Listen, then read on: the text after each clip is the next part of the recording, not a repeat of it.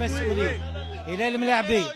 راي الكرة هي اللي تنجم تفرح العباد. تونسية يحكي على تونس. الناس الكل نحكيو على الرياضة التونسية، أنه كل الرياضة التونسية إذا كانت ترجع لمسارها الصحيح راهي تفرح شعب، راهي تفرح الناس الكل. هو عنده الحق في جمعيته، عنده الحق باش يفرح، وهذه رسالة إن شاء الله تتعدى إلى كل المسؤولين وإلى كل اللاعبين. تحية تونس وتحية الجزائر، وحاجة برك نقولها. ليه حاجه برك النادي الافريقي خويا ان شاء الله ربي معاها وكاو. نحب النادي الافريقي، نحب نقول حاجه برك خويا يسالش برشا ناس ظلمتنا نحن من النادي الافريقي باش نرجعوا راهو النادي الافريقي. وتحيا النادي الافريقي. يحيى النادي الافريقي وعمر وحق عمر. رجعونا حق عمر. هاي مكسح جوارات افريقي خويا نقولهم مشى ربي راك تلعب في النادي الافريقي يا معلم. راك مش تلعب راك ما نعيش انا بي.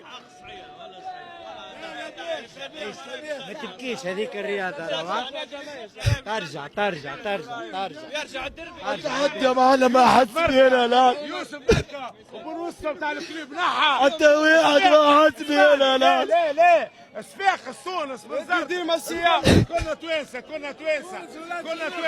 بكونا يا معلم.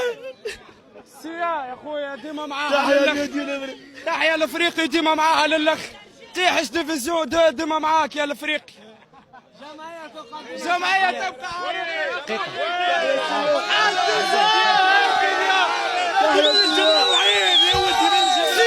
خويا حاجة برك نغنيو غنيتنا يا خويا. يا أحلى حاجة في حياتي باسمك انتي من شفيتي. نحكي عليك حتى في سكيتي، نتفكر لي من فوق.